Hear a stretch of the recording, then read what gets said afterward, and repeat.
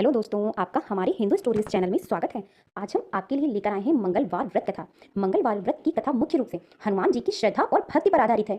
यह संक्षिप्त सी कथा है। बहुत पहले की बात है। ऋषि नामक ब्राह्मण और उनकी पत्नी सुनंदा रहते थे। उनकी कोई संतान नहीं थी, जिसके कारण वे बहुत ही दुखी रहते थे। ब्राह्मण हनुमान जी की पूजा के लिए वन में चला गए थे। ब्राह्मण जो थे वो हनुमान जी की पूजा के लिए वन में चले गए थे और उनकी पत्नी घर पर ही मंगलवार का व्रत रखने लगी। एक बार सुनंदा ने संकल्प लिया कि वह हनुमान जी को भोग लगाए बिना भोजन नहीं करेंगी।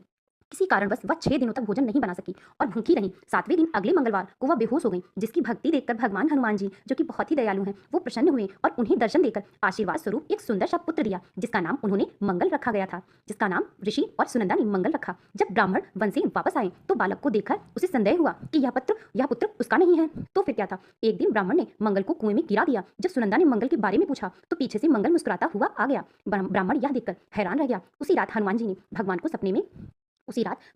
ब्राह्मण को सपने में दर्शन दिया और बताया कि पुत्र, यह बालक उनकी ही कृपा से प्राप्त हुआ है। ब्राह्मण अपनी गलती पर पछताया और तब से वह अब दंपति नियम पूर्वक मंगलवार का व्रत करने लगे। तो इसी दिन सुबह तो आप लोग इस दिन सुबह जल्दी उठकर स्नान करें और लाल कपड़े पहने हनुमान चालीसा का पाठ करें। मंगलवार के व्रत में केवल एक समय भोजन किया जाता है, जिसमें नमक का सेवन वर्जित होता है। भोजन में मुख्य रूप से गेहूं और गुड़ का सेवन करना चाहिए।